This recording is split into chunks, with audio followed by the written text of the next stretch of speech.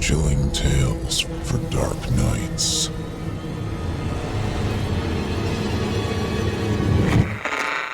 Want to make sure you never miss a Chilling Tales for Dark Nights video again? Be sure to subscribe and hit that bell to turn on notifications.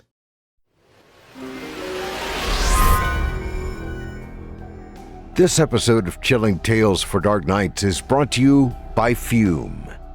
You know, cold turkey has its virtues, at least when you're talking about sandwiches, but when you're talking about bad habits, cold turkey is really the pits.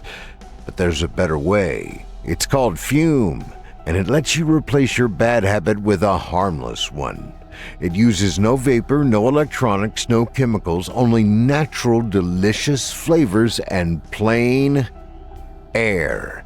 It's a habit you're free to indulge in, and with no consequences at all.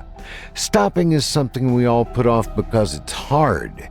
Switching to Fume is easy, enjoyable, and even fun. Fume has served over 150,000 customers and has thousands of success stories, and there's no reason that can't be you. Join Fume in accelerating humanity's breakup from destructive habits by picking up the Journey Pack today. Head to tryfume.com and use code CHILLING to save 10% off when you get the Journey Pack today. That's tryfume, F-U-M.com, and use code CHILLING to save an additional 10% off your order today.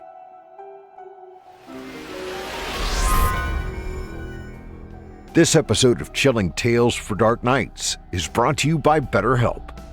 It's that wonderful time of the year, folks. Time for eggnog and candy canes and debilitating stress and anxiety.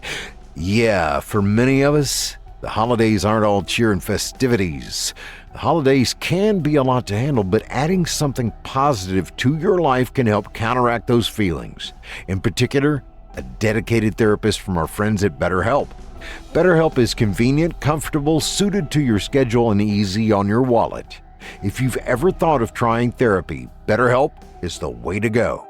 Find your bright spot this season with BetterHelp. Visit BetterHelp.com/chilling today to get 10% off your first month. That's BetterHelp, HELP.com/chilling.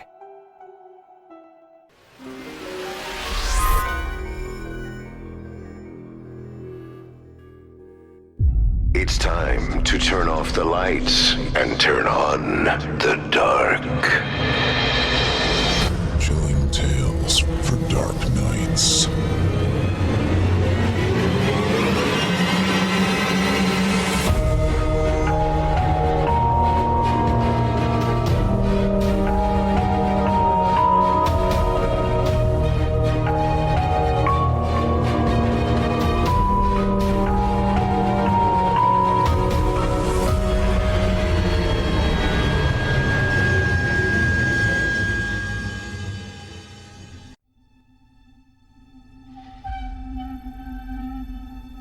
Good evening, listener. You're listening to Chilling Tales for Dark Nights.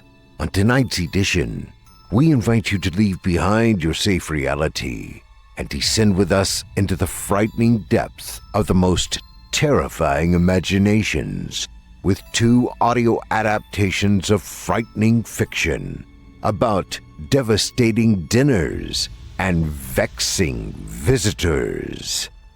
I'm your host, Steve Taylor, and tonight I'll be your guide as we traverse the dimly lit corridors of your darkest dreams. Welcome to the 2023 Thanksgiving-themed episode.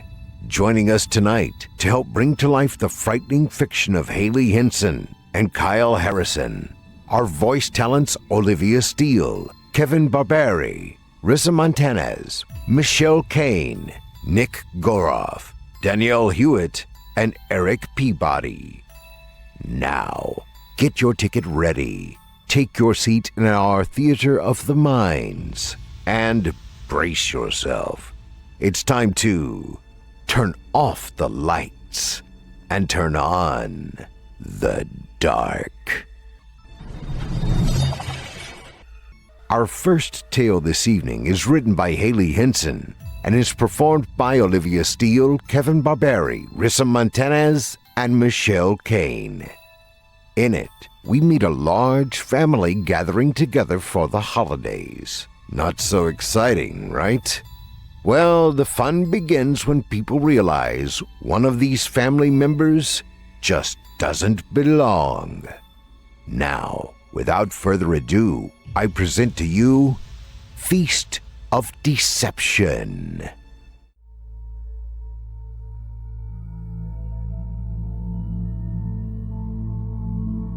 I was completely in love with my husband before I killed him. Well, mostly. Now, I'm sure you're wondering where this is going. We're only a few sentences in and the crap has already hit the fan. Just give me a second to explain. You'll understand soon enough. And I'm willing to bet you'll side with me. I loved that man more than life itself, but he was completely and utterly deranged. And now that I think about it, I don't regret it. One single bit. Does that make me a murderer? Yes.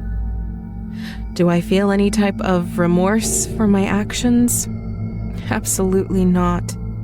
But am I justified in my actions?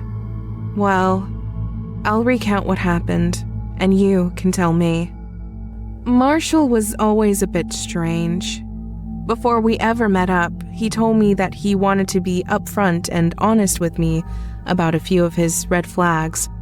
To say I was a bit hesitant at first was an understatement, but I wanted to keep my options open, so I typed back some cookie-cutter response about not judging him for his downfalls and being appreciative that he was willing to be so open. The first two red flags were strange, yes, but not deal breakers.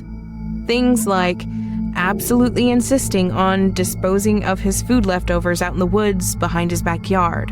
But maybe he just liked to compost? Another particularly weird one was that he always kept a pair of rubber gloves stuffed in his wallet. Most guys kept some kind of rubber in their wallets though, gloves or otherwise, so who was I to judge?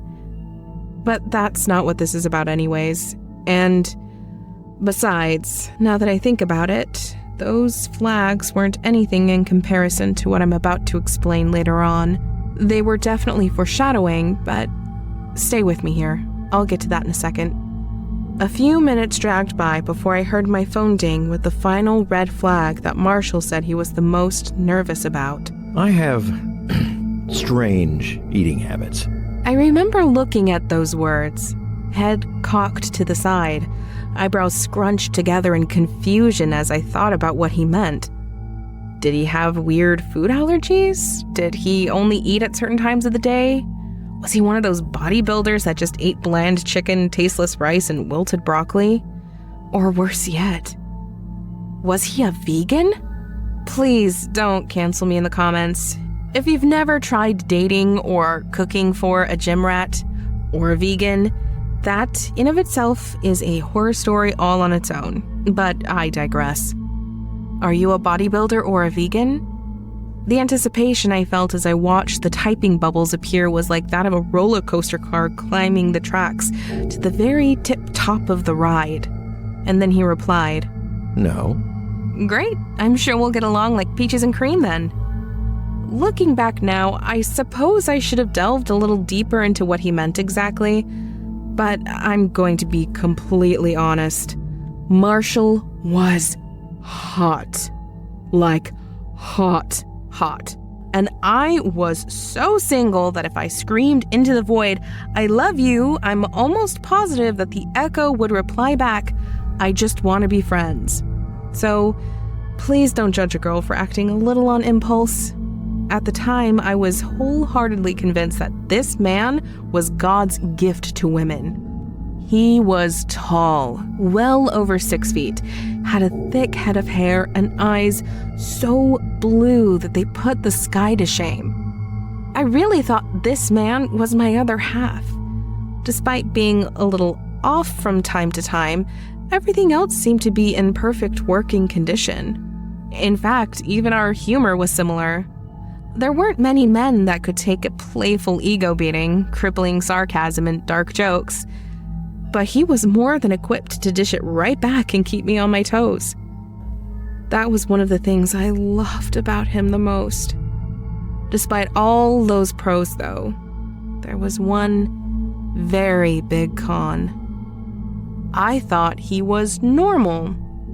Looking back, I couldn't have been more wrong. I'll never forget the very first time we met.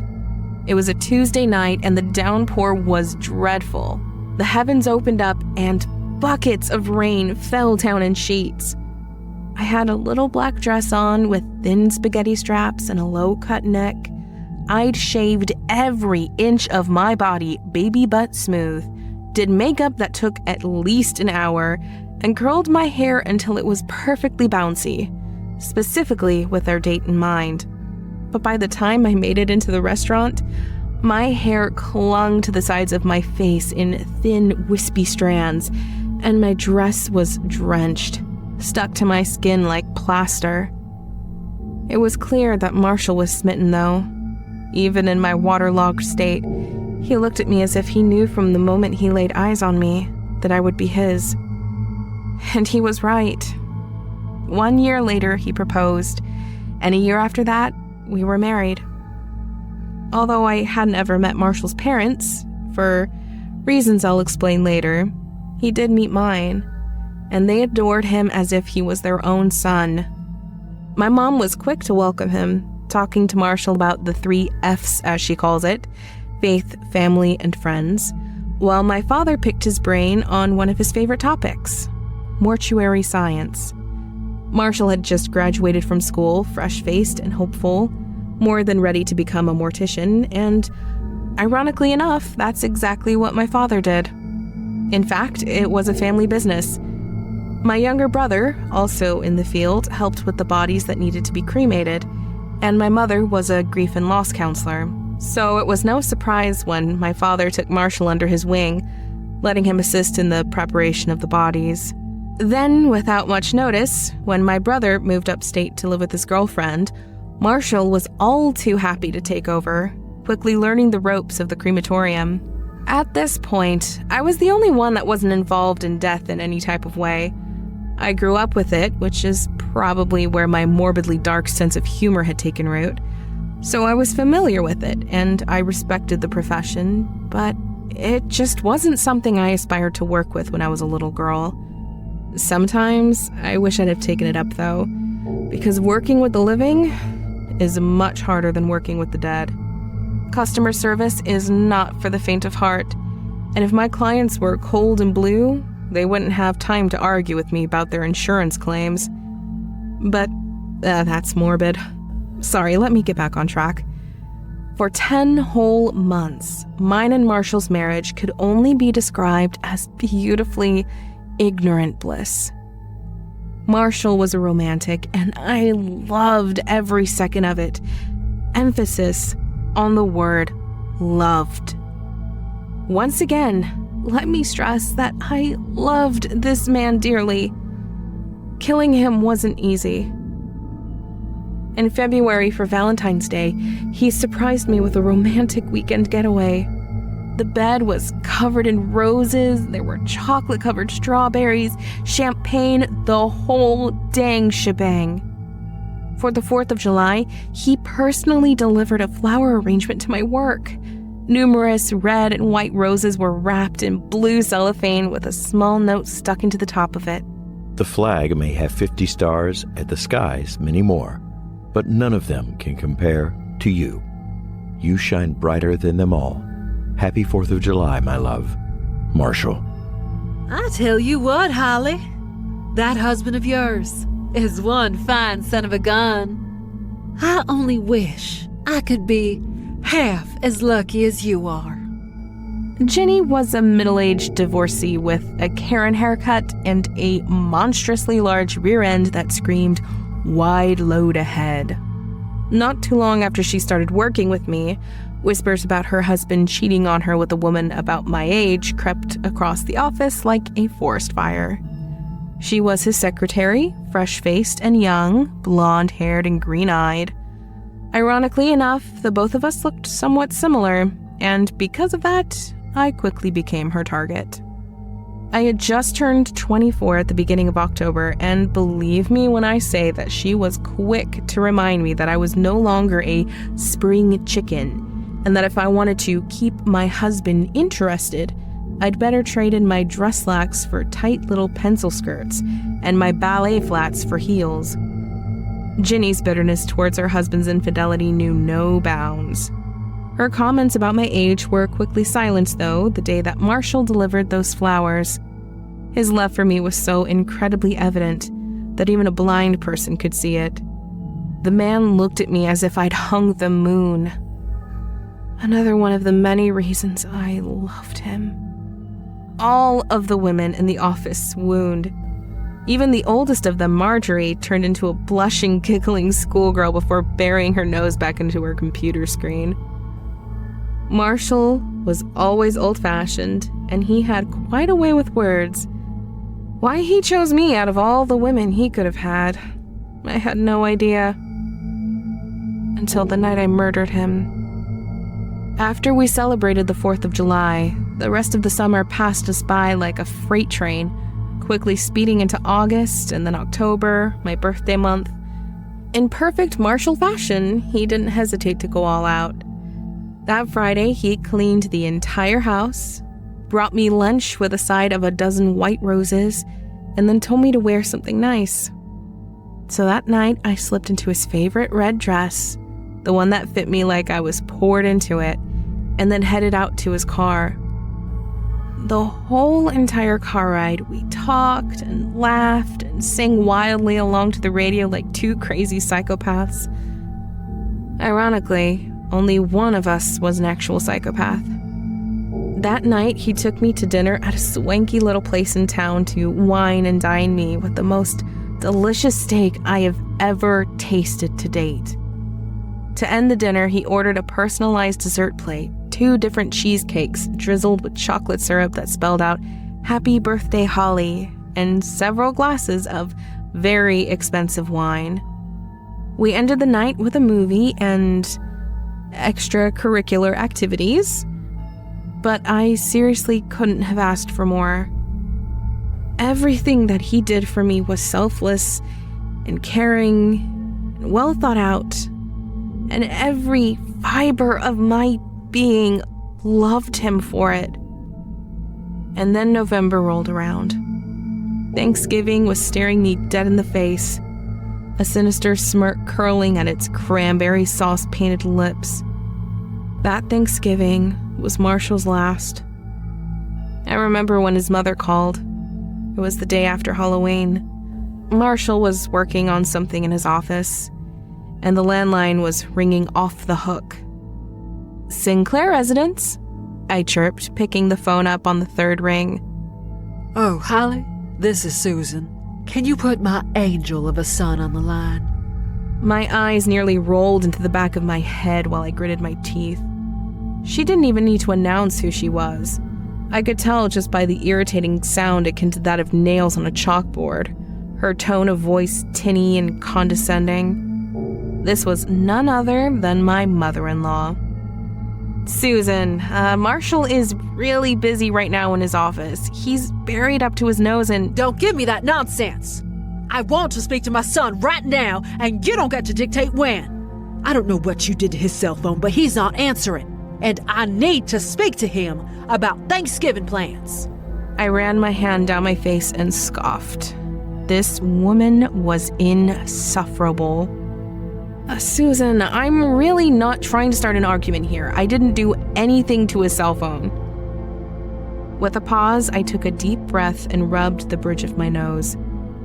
We have both tried to explain this to her before, but Marshall's mother could call the president during a press meeting and still expect him to answer. On the other hand, if Jesus himself was calling her about the end of the world as we know it, she wouldn't answer for anything. Susan had such an irrational fear of scammers that she blocked every number that she didn't recognize. "You can't reach Marshall on his cell phone because he has it on Do Not Disturb." Just forget it. I'm really not in the mood to hear excuses, Holly. I've got a horrible headache. Mr. Ketzer across the street refuses to get his mail in anything other than his underpants, shooting me a middle finger every time I tell him he's going to hell for his immodesty. And for the next few minutes, I listened to her incessant whining before she finally stopped and said, well, I guess I've no other choice than to let you in on the Thanksgiving plans, and you can pass the details on to Marshall. As I mentioned previously, during the entirety of our relationship, I'd never met Marshall's parents. Now, I know how that sounds, but they lived in another state, all the way out in no man's land. We did happen to have a phone call that did not go very well, and long story short, nothing was good enough for their angel. So the two of us just decided to elope. Marshall, being their only son, was their golden child. According to him, his younger sister Vivian was a bit of a handful, breaking their rigid rules right and left, testing their parents' patience, and nearly pushing them to the brink of insanity. His parents never much approved of me, but neither of us cared. Thanksgiving would be my first time officially meeting all of them, and I really wasn't looking forward to it. Sure, fill me in on what you've got planned, and I'll be sure to pass all this on to Marshall. First of all, Thanksgiving is going to be at our house this year. And due to Henry's work schedule, we're going to be celebrating early. Before you ask, Henry is Marshall's dad. During the phone call that I had with his parents many moons ago, I don't recall him ever saying anything besides brief introductions. His voice icy cold and flat, devoid of any kind of emotion. Saying that man was strange was an understatement. You and Marshall will sleep in separate bedrooms, and you're allowed to bring either pumpkin or apple pie, but not pecan. Pecan is my specialty. The longer she spoke, the more my temper flared. Oh, and I almost forgot. Tell Marshall that I'm making his favorite. Her voice trailed off, a slight edge to it. A strange feeling crept over me as I clutched the phone. Something about the way she said that gave me goosebumps. And what is his favorite exactly? One singular brow was raised as I chewed on the inside of my cheek nervously. You're his wife. Wouldn't you know what my lovely little boy likes to eat the most? Instead of getting angry with Susan, I decided to indulge her instead. Perhaps there's something you cook better than I do. Oh dear, the list could go on and on. But I'm guessing he hasn't mentioned his or... She paused, choosing her wording carefully. Our strange eating habits, I suppose. Now I was confused. It had been a while since I had even thought about that first series of messages he and I'd shared.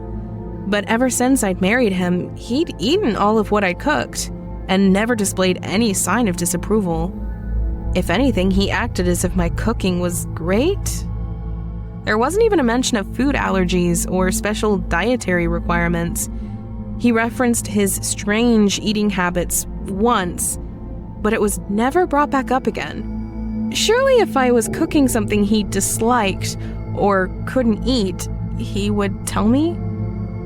He may have mentioned something about it. What's so strange about... You'll see what we mean when you show up to Thanksgiving dinner. And if you don't like what I've cooked up, well, I suppose you can enjoy a peanut butter sandwich for all I care. Before I could even respond, she hung up the phone. The lady was infuriating, but that was just a preview of what was to come. Our Thanksgiving date with Marshall's family came a lot quicker than we were ready for, but in true Marshall fashion, he assured me that he would try to rein his mother in. Even he was aware that she could be quite the ray of sunshine.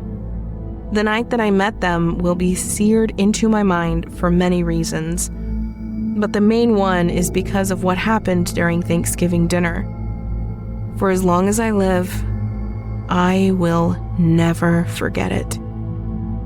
Marshall and I arrived at their privileged gated monstrosity of a house a little after midnight, so not many pleasantries were exchanged.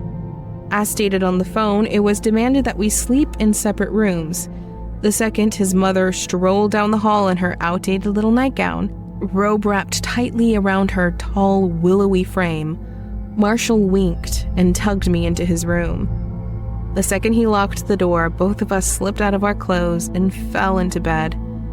It had been a long drive, and the two of us were way past exhausted. I promise she's not always this bad, He whispered into my hair, an arm draped around my waist. The fireplace in the corner of his room was crackling, the warm glow illuminating the contours of Marshall's face. My fingers reached out and traced them as I spoke. If this isn't bad, I'd hate to see her at her worst. Marshall chuckled and snatched up the finger that was tracing the sharpness of his jawline.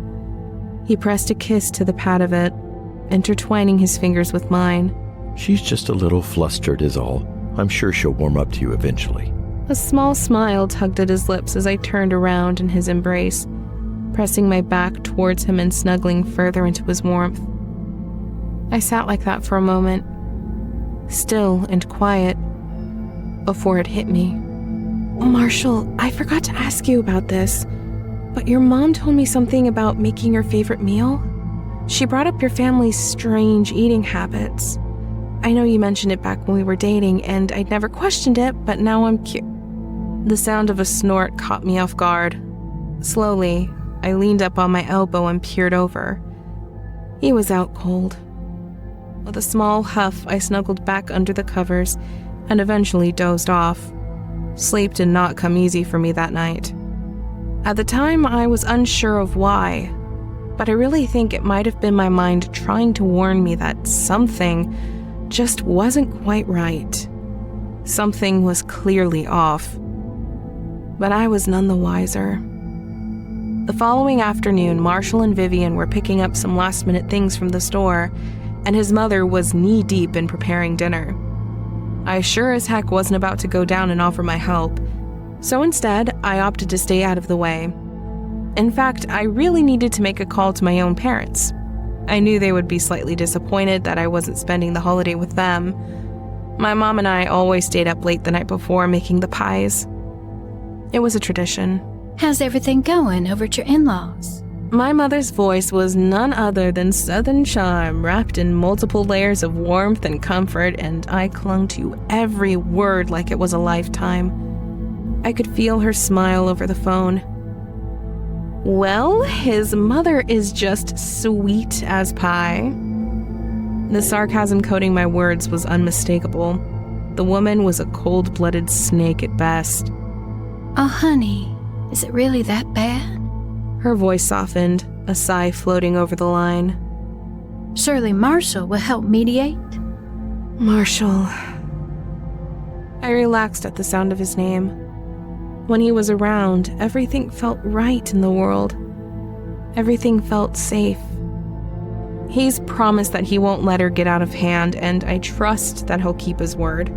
So I'm hoping things run smoothly tonight. Well, I'll certainly keep the two of you in my thoughts and prayers. Don't hesitate to reach out if you need anything, okay?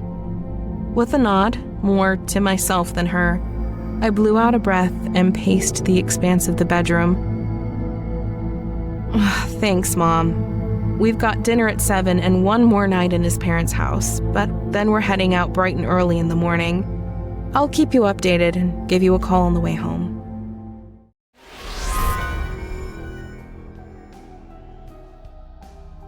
This episode of Chilling Tales for Dark Nights is brought to you by Fume. I hear you're hoping to kick that bad habit of yours cold turkey, huh? Talk about running before you learn to walk. Hey, before you immerse yourself in a world of infernal torment, let me give you a little tip to help you along. No, it's not some positive affirmation or mantra to chant. It's even simpler. It's this great product called Fume. That's spelled F-U-M, folks. It's an award-winning flavored air device designed to take the sting out of dropping that bad habit of yours. It uses no vapor, has no electronics, and contains no harmful chemicals. It's just natural, delicious flavors and good old air. See, not everything about your habit is bad. With Fume, you'll keep your hands busy, keep your mouth busy, and enjoy some satisfying, delicious flavors. Compare that to simply agonizing in the sudden void you've created in your life, and the benefit is pretty obvious, isn't it? It's fun to use, too. It's got these movable parts and magnets. I love fidgeting with them, and it feels good in my hand. Well made. I also love the taste, kind of like an herbal tea. It's easy to make a habit out of. The difference is, it's a good habit. Stopping is something we all put off, because it's hard. But switching to Fume is easy, enjoyable, and even fun. Fume has served over 150,000 customers and has thousands of success stories, and there's no reason that can't be you. Join Fume in accelerating humanity's breakup from destructive habits by picking up the Journey Pack today. Head to tryfume.com and use code CHILLING to save 10% off when you get the Journey Pack today. That's tryfume, FUM.com, and use code CHILLING to save an additional 10% off your order today. Thank you for your support and for supporting our valuable sponsors.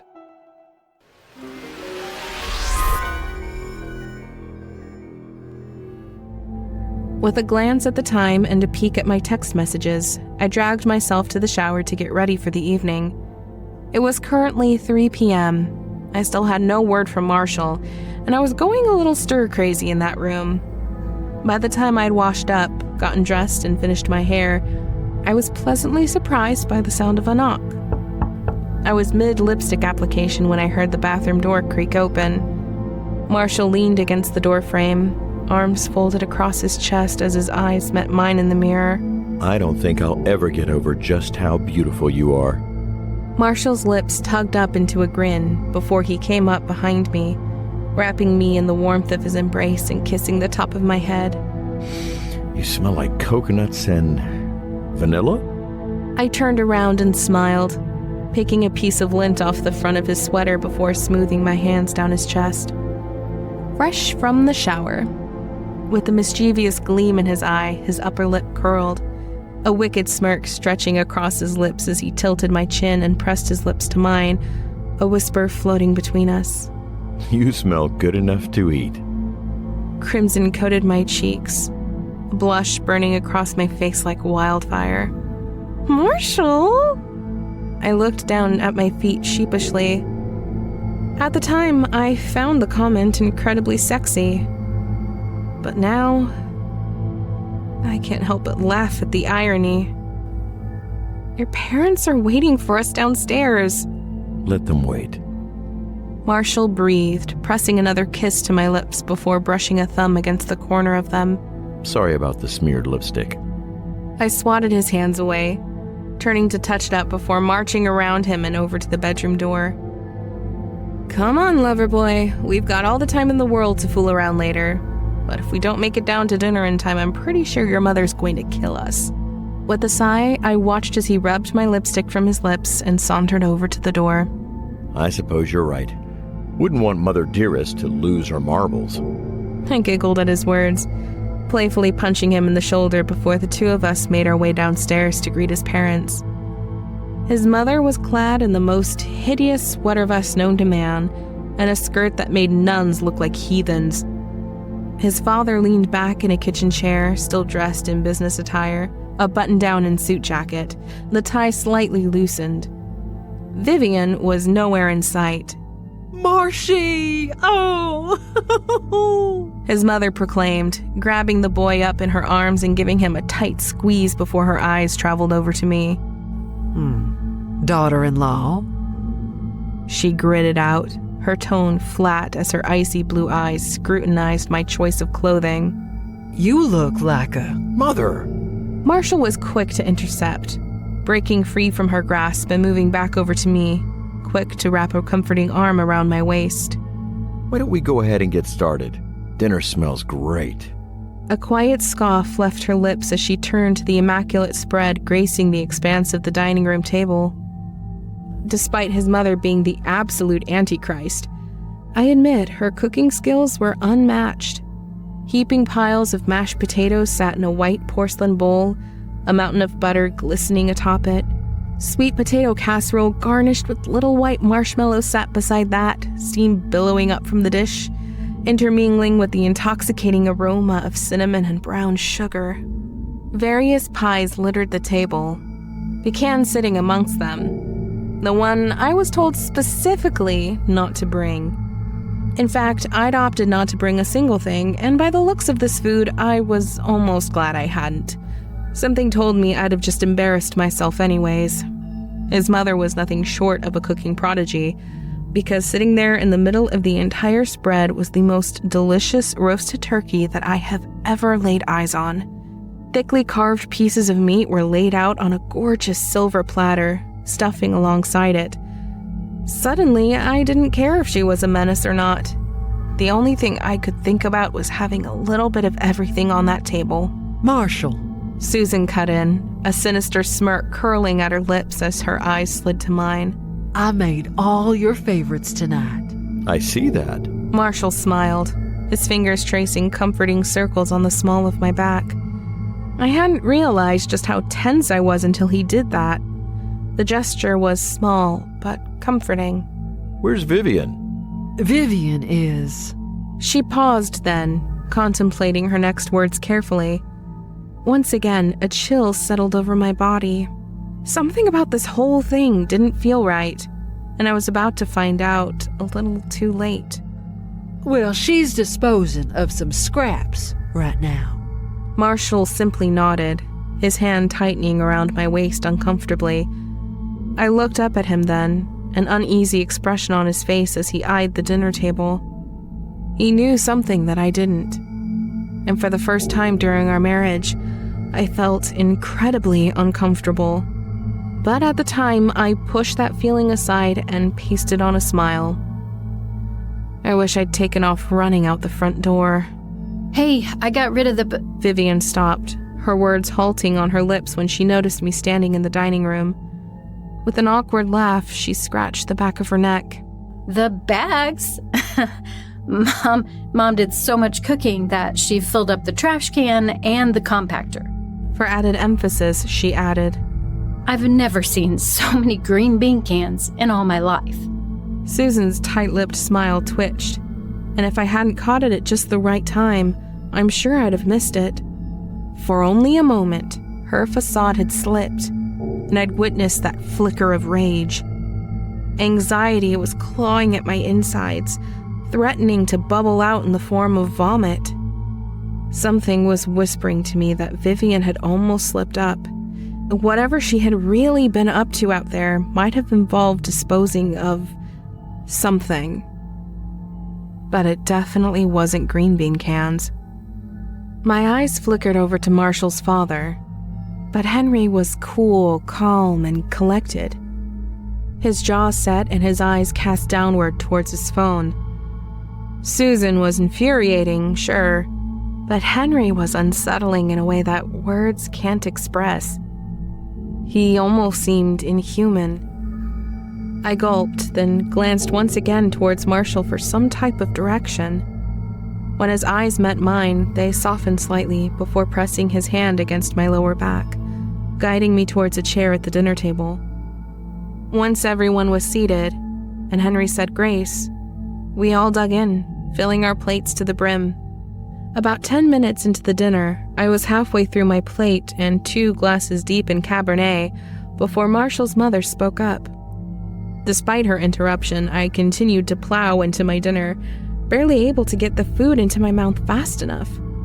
I didn't know what seasoning she used to make everything on this plate taste like heaven, but I was on my second helping of mashed potatoes before the sound of my name broke me free from my food-induced trance. Holly? A loathsome grin sliding across Susan's painted lips. How did you like the turkey? And the stuffing? Marshall shot her a glare, shaking his head and mouthing for her to stop. Susan ignored him, though, holding me captive in that icy blue visage of hers. I actually haven't had either of those. My voice trailed off nervously as I glanced down at my plate. But the green bean casserole, the baked mac and cheese, and the... Oh, try the turkey and the stuffing, darling. The pet name made my stomach turn. But the last thing I wanted to do was cause a scene. Suddenly, everyone's eyes were on me, waiting for me to take a bite.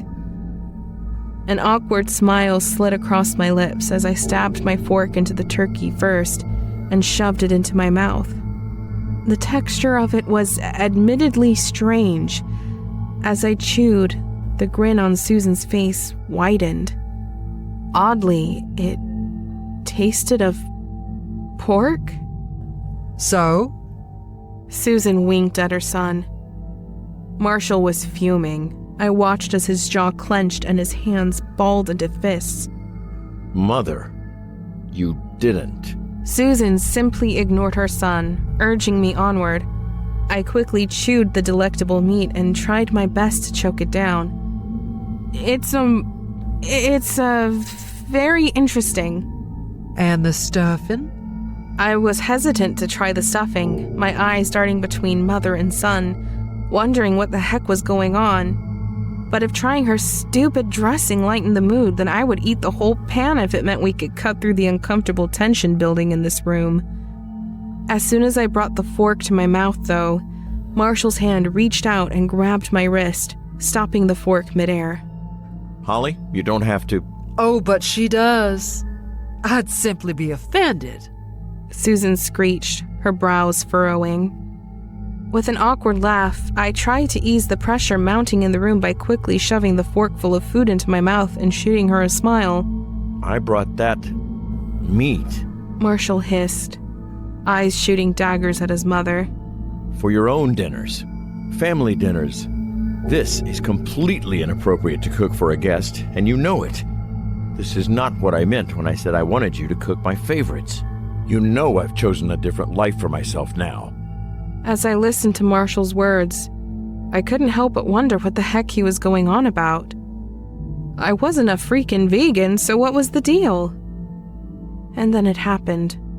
As I was chewing, I stumbled upon something hard and sharp. But she is family. Susan urged, a sharp laugh bubbling from her mouth.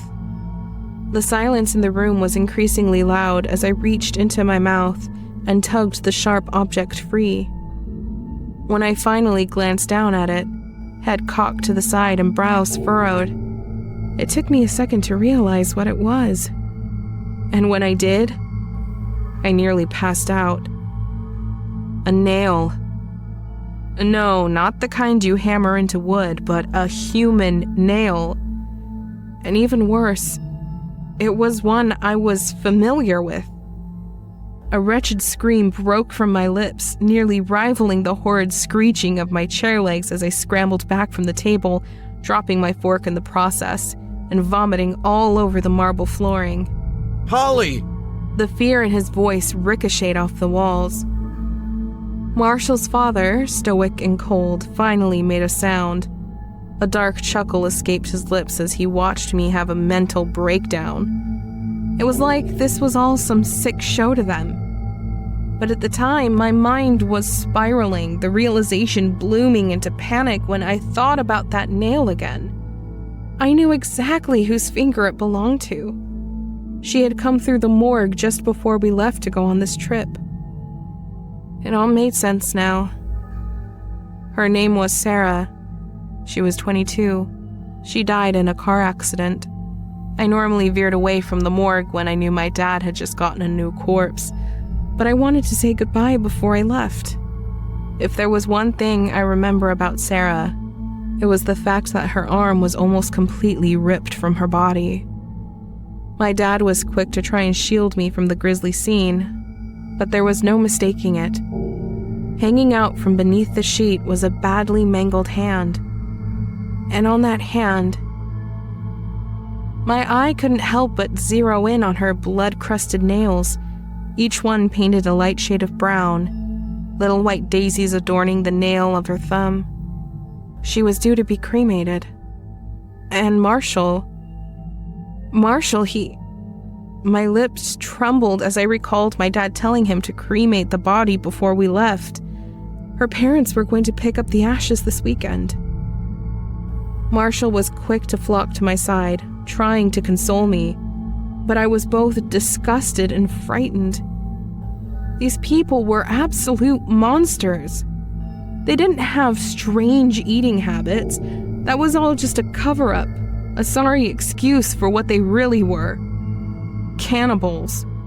My ears were ringing, my stomach was twisting, and an overwhelming bout of dizziness washed over me as I realized what he had done. The man who held me when I cried, tears blurring my vision as I read my vows. The man who had brought me so many flowers that I'd run out of vases.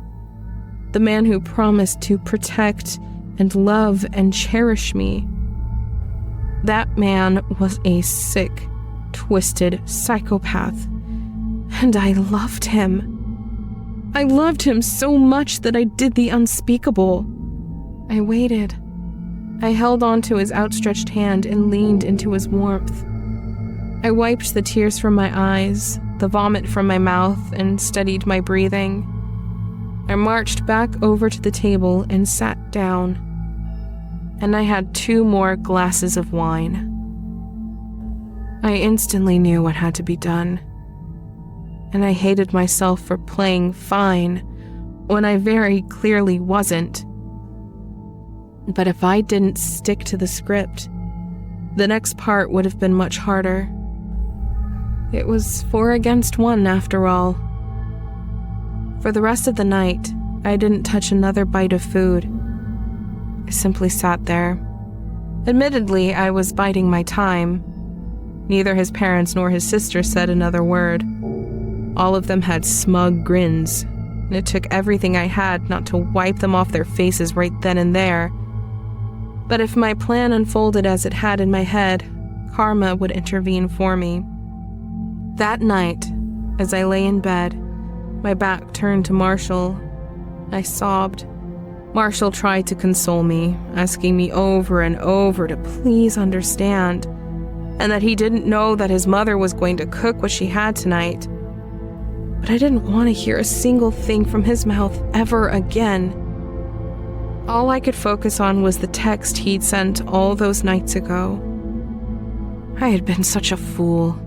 I have strange eating habits.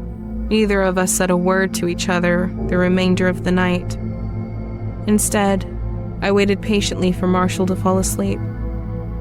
And when he finally did, that's when my plan was set into motion. I wrenched myself from the bed, crept into the kitchen, slid an oven mitt onto my hand, and grabbed a kitchen knife from the butcher's block. It was pure adrenaline racing through me at that point as I hovered over Marshall's sleeping form.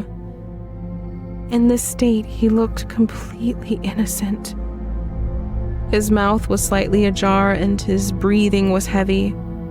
Thick, dark lashes fluttered closed, and messy hair was strewn about his forehead. I hated that I knew what he had done, and yet, I still loved him. Tears streamed down my face as I raised up the knife, my hands shaking from within the oven mitt, sweaty and damp. And then, in one swift motion, I slid it across his neck. Crimson poured out of him like beans in a beanbag, spilling over the tattered flesh and pooling around his head. It crept across the sheets, staining everything with the consequences of my actions. Wretched sobs broke free from my lips when his eyes flicked open, meeting mine for only a moment, confusion dancing across his expression. A strangled, gurgling sound bubbled up from his mouth as he choked. I stumbled away from him, bit back another sob, and snuck back downstairs, down the hallway and into his parents' room. His father was snoring and his mother was on her side, bright orange earplugs shoved into her ears, and a spaghetti noodle arm dangling lazily from the covers. I carefully brushed the hilt of the knife against the inside of her palm, trying my best to get whatever DNA I could onto it. If I intended to get away with framing her, I needed to do this right. She flinched once, and I held my breath, hoping that she was still asleep. When her breathing grew heavy again, I crept back upstairs and laid the knife on the bed, right next to Marshall. With a sigh of relief, I turned towards the little fireplace still blazing in the corner of the room and tossed the oven mitts into the flames, successfully cleansing myself of the crime. Then I grabbed my belongings, dashed out to the car, and barreled down the road. My chest heaved as I fought to catch my breath, the next part of my plan almost scaring me more than the last. I couldn't mess this up. 911, what's your emergency? Yes, I need to report a missing person. The police were quick to show up to Marshall's parents' house, a wellness check, no doubt, turning into a murder investigation when they noticed the blood staining Susan's hand. But by that time, I was back in town before it all blew up. Apparently, not only had they found Marshall's body, but they found the remains of several others buried in the backyard as well, Sarah's remains included.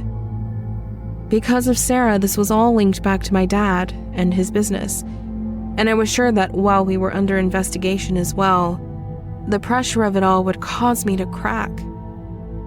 But once my father provided the proper surveillance camera footage that showed Marshall sneaking Sarah's body into the trunk of his father's car, it became apparent to me that Henry was never on a business trip at all. He was on a grocery run to pick up their favorite meal. The footage instantly cleared our name, and instead it incriminated his family even more. I never told my parents that I'd actually been the one to murder Marshall, and I never intend to. My explanation to them was short and simple. At this point, both of them knew the details of the murder, and once I was able to push it past my lips, the both of them nodded in silent understanding. Neither of them asked any questions. I think they just inherently knew, and my answer was enough to make them both sick to their stomachs.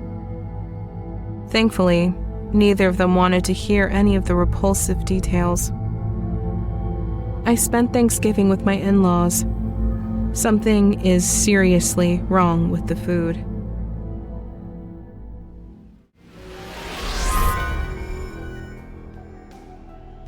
This episode of Chilling Tales for Dark Nights is brought to you by BetterHelp. Well, Thanksgiving's out of the way, folks, and I hope you had a great one. But now, all bets are off. From here on out, it's a stress-filled, anxiety-inducing, mad dash till the end of the month. Needless to say, for many of us, it is not the most wonderful time of the year. It is a wonderful time to add something positive to your life, though. Of course, I'm talking about BetterHelp Online Therapy. Amid all the stress of the holiday season, BetterHelp is a real bright spot. Therapy helps you get it together when things feel out of control, which they do, big time. But with a dedicated therapist from BetterHelp, you can stay grounded, resolve your anxieties, and enjoy this season the way you're supposed to. Just visit BetterHelp.com/chilling, fill out their questionnaire, and you'll have a ready and willing therapist within 48 hours. You'll have virtual appointments weekly and can text anytime in between. It's the most flexible, convenient, and affordable way to get the help you need. They don't call it BetterHelp for nothing. Here's why I love this service. Talk therapy is backed by numerous studies and clinical trials for its effectiveness. Almost anyone can benefit from it. And with remote therapy, BetterHelp has made that benefit more affordable and accessible than ever. There's still time to ensure that you enjoy this year's holidays, folks. Find your bright spot this season with BetterHelp. Visit BetterHelp.com/chilling today to get 10% off your first month. That's BetterHelp, HELP.com/chilling. Thanks for your support and for supporting our valuable sponsors.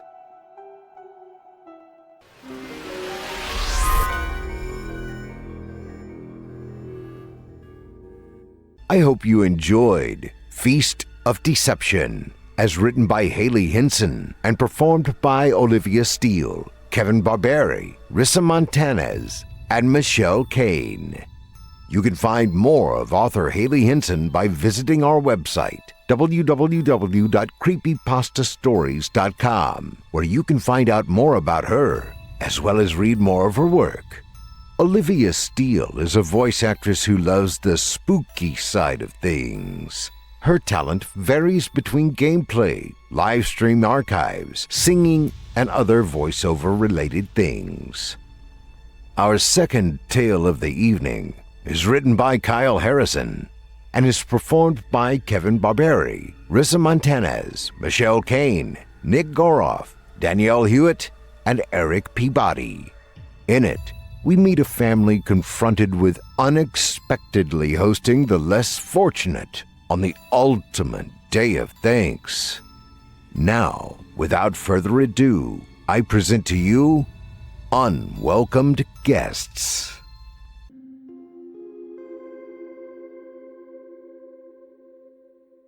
Are you serious? I was helping my brother Trent with his last bit of luggage when I overheard my wife in the kitchen. Val was shouting on the phone to her mom, and that is never a good sign. She put the phone on mute and walked into the hallway to get my reaction as I started up the stairs. Mom says we can all wear masks, but I said it's your call. What do we do?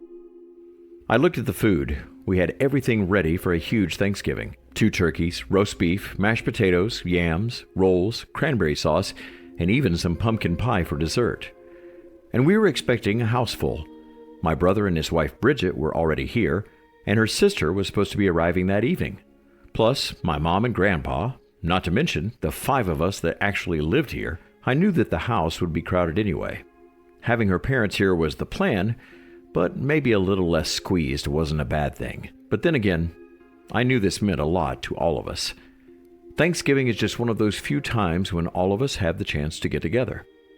It'll be fine. Is it just your mom that has it?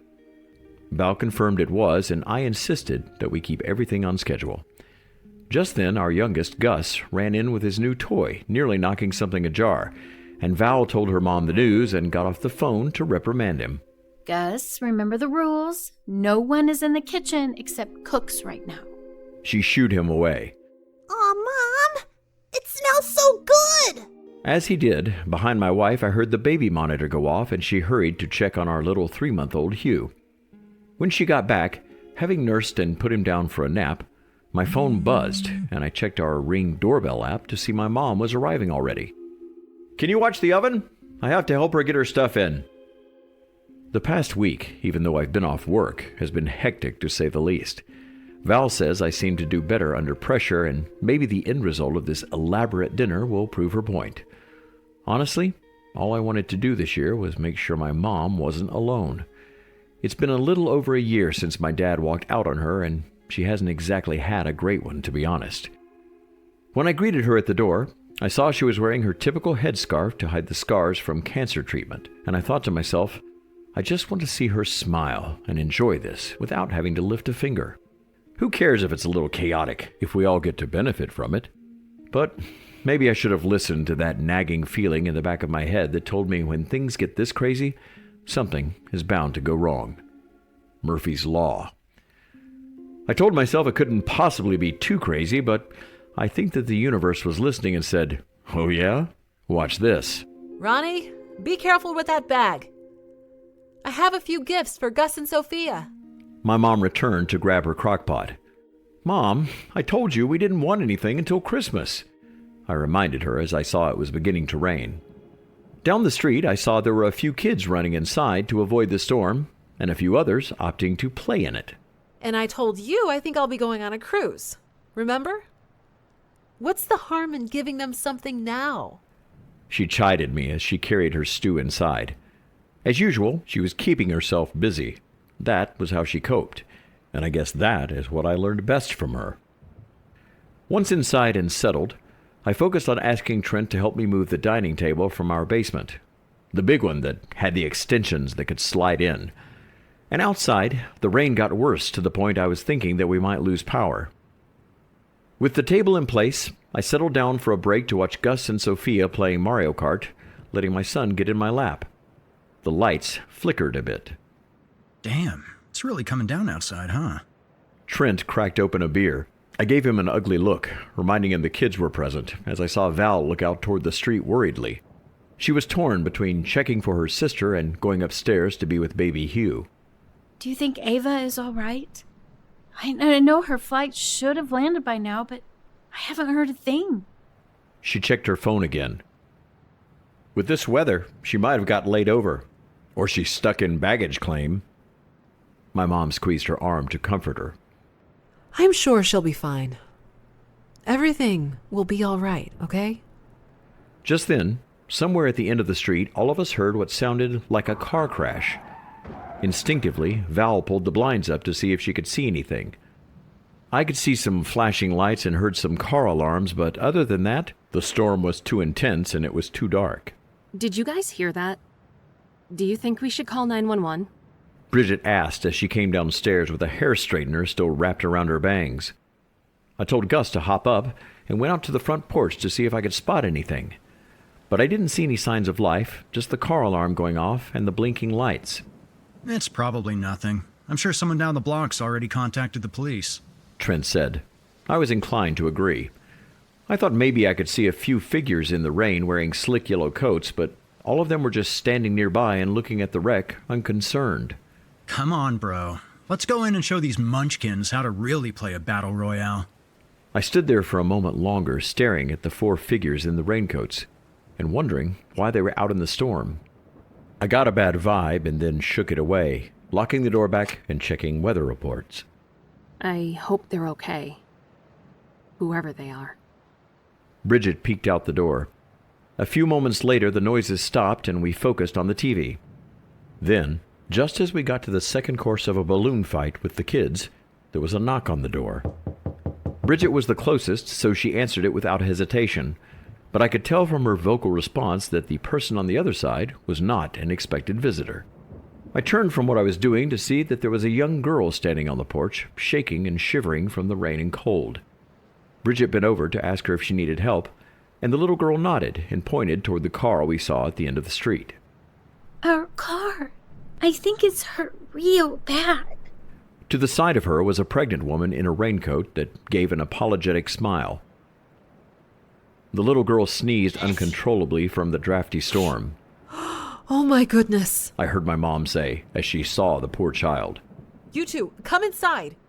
You boys go help them. Trent must have known she was talking about him because he was already grabbing a raincoat and boots. Bridget let the little girl inside at the exact same moment that my brother and I were racing down the street to see what had happened. As we ran in the rain, I looked around for the figures I had seen in raincoats just a moment ago and couldn't help but to notice they had seemingly vanished. As we got closer to the stalled vehicle, I then noticed one of the raincoats was laying down in the street, as if discarded by its wearer. Was it the same size as the little girl, now in our house? We approached the car to see if anyone was inside, but it looked deserted. Trent popped the trunk and told me to check and see if there was a tire jack. Hopefully, all they needed was to change it and be on their way. I opened the trunk, frustrated to see there were no tools inside.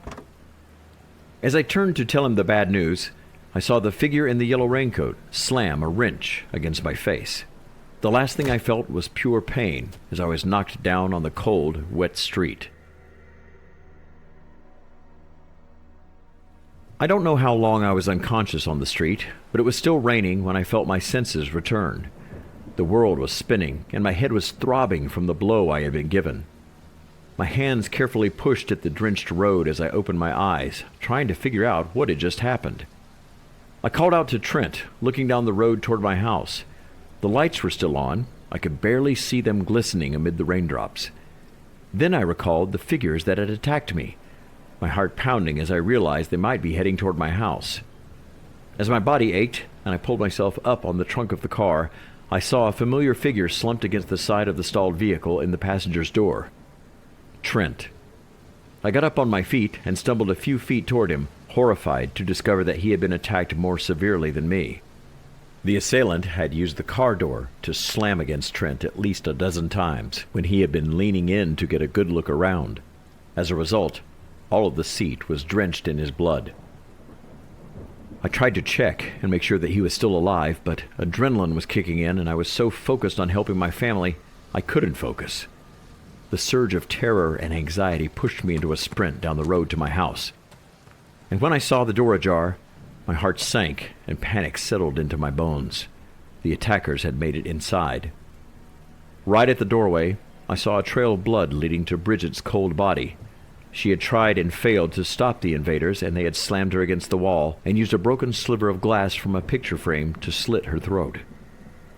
I felt cold and numb to the horror as I stumbled into the house, my ears picking up the faint sound of gentle music on the record player as I came into the foyer and saw the nightmare that had unfolded. My wife was on the left side of the table, with a large man standing behind her holding a sharp knife to her back, and on the other side was my mom, holding the kids as they watched terrified while the little girl we had offered shelter to ran around the table excitedly. The pregnant woman sat smiling close to the head of the table, humming as she waited for the leader of the group to set the table. He was an older man with a graying beard and a baseball cap on, which reminded me a little of the star of Duck Dynasty. As I entered, the man smiled as though expecting me and put the mashed potatoes down in the center of the dining table. Ronnie, your wife insisted we couldn't eat without you. She made quite a fuss, he said in a calm, eloquent voice, as if nothing about them invading our house and holding us hostage was abnormal. I saw Val hold back tears as I walked toward the table, assessing the nightmare. My family was at the mercy of these attackers, but why were they acting as if they were part of our celebration? What do you want? Money? Food? Take it and go, I said, looking toward the children. You've already hurt us enough. We came for dinner. It's a family tradition, the man said as the oven behind him dinged and his face brightened immediately. At last! Turkey is ready. I guess it's a good thing we waited. The pregnant woman hummed softly and got it out of the oven as I tried again to make sense of this madness. You came to us for help. Why are you doing this? I asked, my voice cracking as the woman placed the turkey near the center of the table. Father, I think that brother has the carving knife. The man holding my wife at knife point gave the sharp blade to their leader. The father placed the two knives together, eager to cut the turkey, but then paused at the last moment. His blue eyes focused on me. Maybe you should do the honors, Ronnie. He flipped the knife around to where the handle was made pointing toward me. The tension in the room was palpable as I moved closer, right next to my mom. This was my chance to attack back, I thought as I saw my wife give me a look, begging me to do something. I slowly reached for the blade handle, gripping it, and then very softly pulling it toward myself. At the last second, I plunged it toward the father, pulling him along with the blades and watching as it sunk into his right shoulder. As soon as it happened, my mom shouted for the children to run and hide while the other man reached toward me to try and knock me down. I swung around with a dinner plate and smashed it into his face, trying to gain the upper hand as my wife and mom ran toward the front hallway. Before they could get very far, the pregnant woman stood in their way and shoved chairs in their path. This is very indecent behavior for the dinner table. The other man pulled my hair back and hit me against the stove as I saw the father pull the bloody knife out of his shoulder angrily. You're going to regret that one, Ronnie. Very inappropriate behavior for this gathering. He stood near the table and began to breathe heavily. At the same time, I heard the little girl wrestle Sophia to the ground, my own daughter screaming as she tried to make it to a hiding spot. Take them to the living room. The father ordered the other man, wiping blood from the open wound and placing the carving knife back in the block of wood beside the oven. Family squabbles are common, Ronnie. But really, think of the example you're setting for your children. The mother chided us as Gus and Sophia were forced to sit center stage in front of the TV. You have it so perfect. Everything you ever wanted. Right here. Some of us had to fight hard to even get scraps. She tugged at my daughter's hair. Leave her alone! Don't you see you're hurting her? Mom tried to reach her. The other man shoved her into a chair, waiting for the leader to give the word. Brother, calm down. There's no need for violence. This is supposed to be a special occasion. The father reached for the remote and switched on a football game. Let's not forget family is what brought us together. The others of this strange group repeated his words like a mantra, and used my children as a footstool to watch his game. My blood boiled, and I found myself thinking of something else to do to take back control. What's a good game without a cold beer? I sat next to him. A fine idea, Ronnie. Mother, can you fetch us one? She stood up, holding her swollen belly as she went to the kitchen. Val, why don't you help her out? I was hoping she could read between the lines. She nodded, frightened but obedient as she followed the mother into the next room. You're quite hospitable. I knew this was the right house to go to. Val returned with the beverages. She offered me the one on the right. Just as I was watching for this madman to sip the drink and be distracted, a noise from the kitchen caught everyone's attention. The baby monitor. The mother froze and turned to the leader with a look of sheer delight on her face. Oh, you think it could really be? A new addition to the family?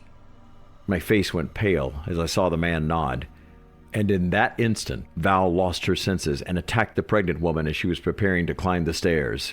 You won't hurt my baby! The pregnant woman screamed back and fell forward as Val grabbed the hems of her dress, tugging and ripping at the material. As the two women tussled, it exposed the swollen belly of the mother, and I saw that there was no obvious baby bump. Instead, it was a bruised tumor, overgrown and clearly poisoning the woman's body. She had used this false pregnancy to get her way in here, to steal our child for her own. The mother kicked Val down the stairs, knocking her unconscious against the wall, and then scrambled toward the nursery.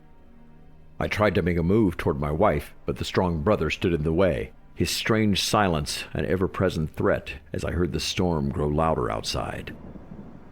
I listened, frantic and desperate, as Hugh cried repeatedly over the monitor and then became silent. Moments later, I saw the mother standing at the top of the stairs cradling my baby boy.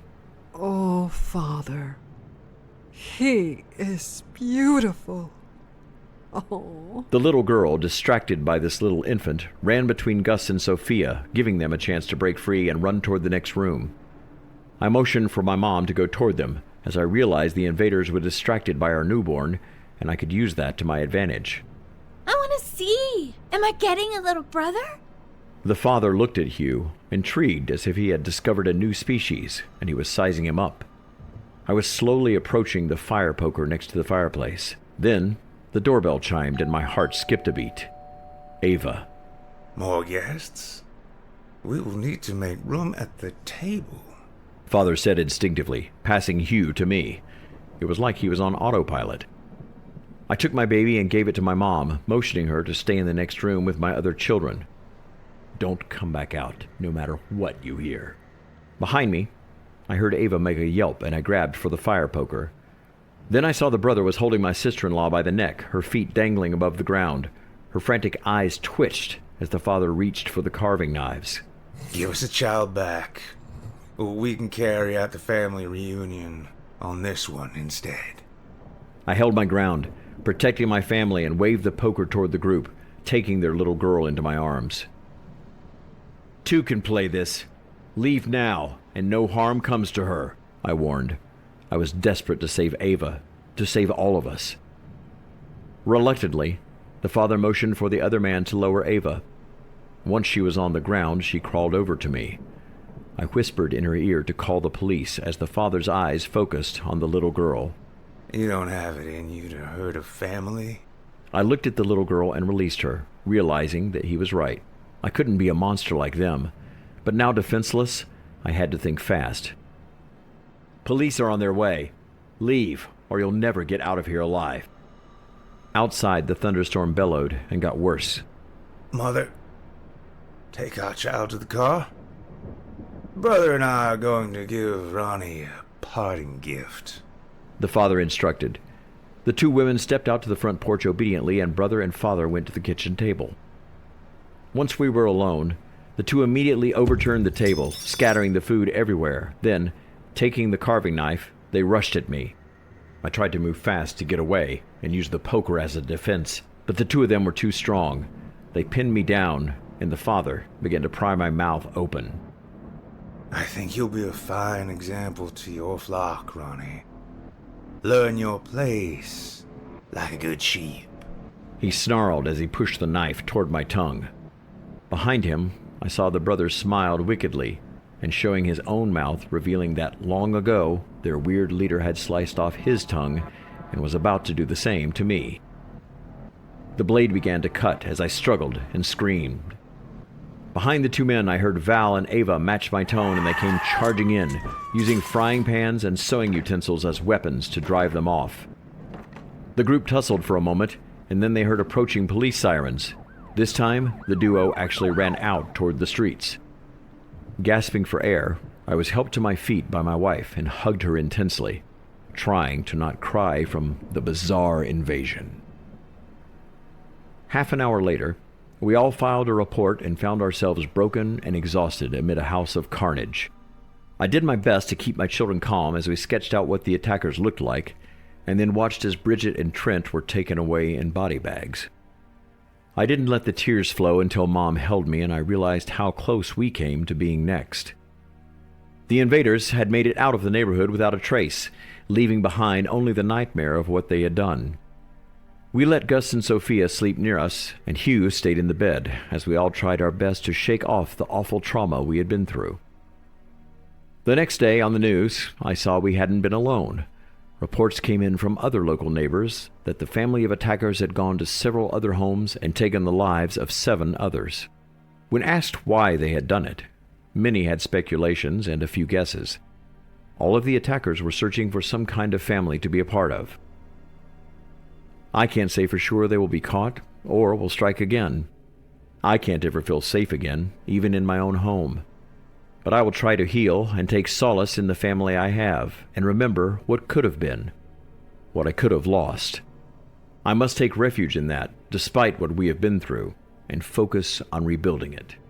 Otherwise, the nightmares win, even if they never return. I hope you enjoyed Unwelcomed Guests, as written by Kyle Harrison and performed by Kevin Barbare, Rissa Montanez, Michelle Kane, Nick Goroff, Danielle Hewitt, and Erik Peabody. You can find more of author Kyle Harrison by visiting our website, www.creepypastastories.com, where you can find out more about him, as well as read more of his work. You can also hear more of Rissa, Danielle, and Michelle over on the Creepy Podcast at www.creepypod.com. On to the shows. Longtime resident in Powerhouse, Otis Jiry has his very own show here on our network, Scary Stories Told in the Dark, which you can hear every Sunday night. Erik Peabody's Horror Hill, a podcast dedicated to some of our deeper and darker tales. We hope you check him out. And Drew Blood's Dark Tales airs Fridays, featuring some southern down-home horror. Now, our weekly descent into the depths has just about come to a close. But before we go, I'd like to take a moment to thank you for joining us for tonight, and remind you to take a moment to stop by our iTunes page and leave Chilling Tales for Dark Nights a 5-star review and a kind word. And follow us on Facebook, Twitter, and Instagram, if you haven't already. And of course, subscribe to us on YouTube, where you can find an archive of our work going back to 2012. And consider signing up as a patron at our website, chillingtalesfordarknights.com, to show your support and get all of our content ad-free. I'm your host of the evening, Steve Taylor, and it's been a pleasure. Tune in again next week when we once again turn off the lights and turn on the dark. Sweet dreams, listener. Sweet dreams.